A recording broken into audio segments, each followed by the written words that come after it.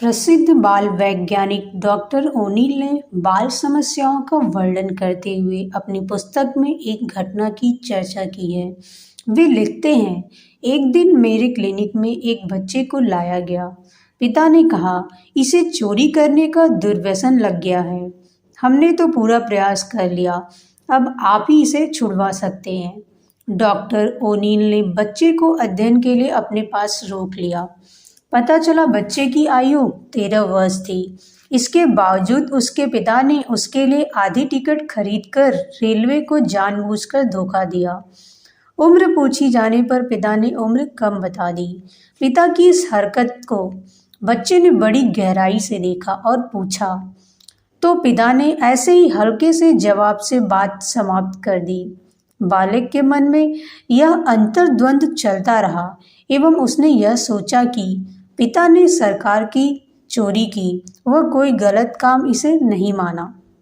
यहीं से उसकी चोरी की आदत आरंभ हुई, क्योंकि उसके विकसित हो रहे बालक मन ने उसे कभी अनैतिक नैतिक सोचने पर मजबूर ही नहीं किया।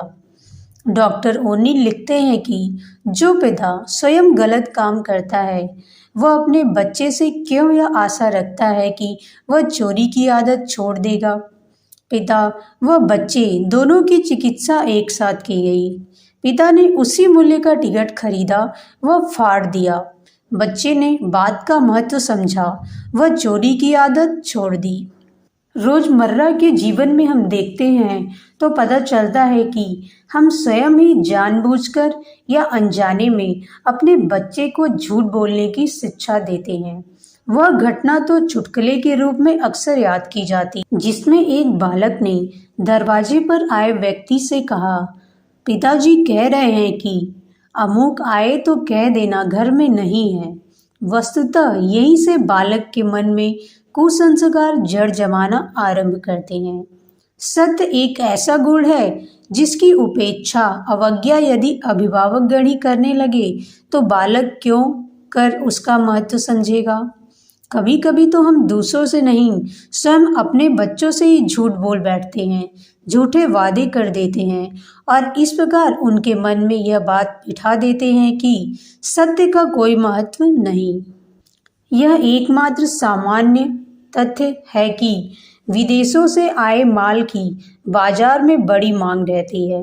मूल्य चाहे भारत में बनी वस्तुओं से अधिक हो, हमारे देशवासी आयातित माल लेना अधिक पसंद करते हैं। इसका एकमात्र उत्तर यही है कि उनके माल में सच्चाई है। जो भी कुछ बाहर लिखा है वही अंदर है। इसके विपरीत स्वार्थी धोखेबाजों के कारण हमारी साख बुरी तरह गिरी है। सच्चाई का सौदा हर जगह प्रामाणिकता बढ़ाता है। अभिभावक भी इस सौदे में भाग लेकर अपनी अप्रामाणिकता के प्रचार को और बढ़ाते हैं तथा बच्चों को भी सिखाते हैं। बच्चों को सत्यनिष्ठ बनाने के लिए उन्हें यह विश्वास दिलाना होगा कि सच बोलने में, ईमानदारी बरतने में, सदाचारी रहने में किसी प्रकार की कुटिलता, होशियारी नहीं बरतनी पड़ती, जबकि झूठ बोलने वाला उसे छिपाने के लिए कई झूठ बोल जाता है। ठग, चोर, बेईमान बनता है। आवश्यकता है कि बचपन से ही सत्य बोलने की आदत डाली जाए। इसके लिए क्या किया जाए? पहली बात तो यह है कि माँ बाप स्वयं सच बोले। झूठे माँ बाप अपने बच्चों में सत्य के प्रति कभी आस्था नहीं पैदा कर सकते। महात्मा गांधी ने सत्य का पाठ अपने पिता से पढ़ा। उनके पिता राजकोट रियासत में एक उच्च पदाधिकारी थे, किंतु सत्य बोलने के कारण उन्हें राजा का कोपभाजक बनना पड़ा और वे जेल भेज दिए गए। थोड़े दिनों बाद उन्हें छोड़ दिया गया, परंतु सत्यनिष्ठ होने की उनकी ख्याति तब और फैल गई। माँ बाप के ज्वलंत उदाहरण ने बालक मोहनदास में सत्य के प्रति ऐसी निष्ठा पैदा की कि उसने उसे अपने जीवन का एक अंग बना लिया। दूसरी आवश्यकता यह है कि ऐसा वातावरण बच्चों को मिले कि वे सच्चाई को जीवन नीति मानने लगे। दूसरे शब्दों में इसे सत्संग भी कह सकते हैं। आदर्श व्यक्तियों अथवा उसकी पुस्तकों के सतत संपर्क में बच्चों को रखा जाए। बचपन से ही सत्यनिष्ठ महापुरुषों की कथा गाथाएं सुनाकर मदालसा व विनोबा की माँ की तरह हर माता अपनी संतान में ये संस्कार डाल सकती है। बच्चे के संगी साथी ऐसे हों जैसा कि माता पिता अपने बच्चों को बनाना चाहते हैं। फैशन परस्त, फिजूल खर्च, बात बात में बहाना बनाने वाले बच्चों के साथ तो अपने बालक को रहने ही न दिया जाए। सामान्यतः 14 से 15 वर्ष की उम्र में ही भटकाव आता है। उमंगों से भरी यह उम्र ऐसी होती है कि हर किशोर को जीवन का अच्छा बुरा मजा चखने को प्रेरित करती है। इसमें उसे कोई गलत अनैतिक बात नजर नहीं आती। नियंत्रण इसी आयु में होना चाहिए। बच्चों की तर्क शक्ति व बहानेबाजी की कला इस आयु में कुछ बढ़ भी जाती है। इस अवस्था में कुछ कड़ाई करनी भी पड़े तो अवश्य की जानी चाहिए। इसका अर्थ यह नहीं कि मनोरंजन का अवसर बच्चों को न दिया जाए। ऐसा जब भी अवसर आए उसे उचित अनुचित भली भांति समझाकर स्वस्थ मनोरंजन की ओर। बच्चे प्रायः भय के कारण झूठ बोलते हैं।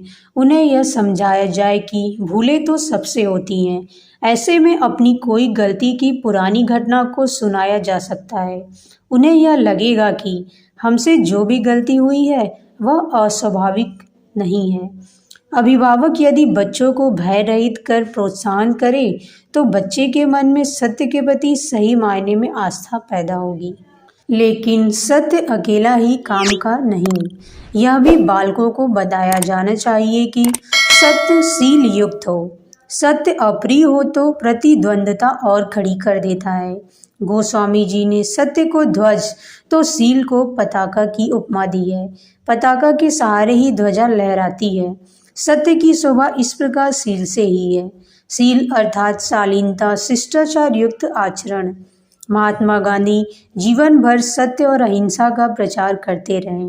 सत्य पर सदैव दृढ़ रहे, पर व्यवहार में हमेशा मुलायम। अपनी बात वे इस प्रकार कहते थे कि सुनने वाले को कानों से कटु न लगे।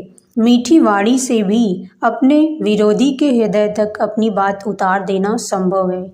इसकी झांकी गांधी जी के जीवन में देखी जा सकती है। सद्व्यवहार, शालीनता का बच्चों को अभ्यास सत्य के साथ कराया जाए तो कोई कारण नहीं कि सुसंस्कृत, सभ्य एवं ईमानदारों से युक्त एक मानव समाज बना सकना संभव न हो। बच्चों को यदि सद्व्यवहार और शालीनता के अभ्यास करा दिए गए तो मान लेना चाहिए कि परिवार में सुख शांति भरा वर्तमान तथा समृद्धि उज्जवल भविष्य वाला वातावरण निर्मित हो गया। बच्चे ही वे नींव के पत्थर हैं जिन पर राष्ट्र रूपी भवन बनता है। यदि इसे मजबूत बना लिया तो राष्ट्र भी सुदृढ़ होगा, समर्थ बनेगा।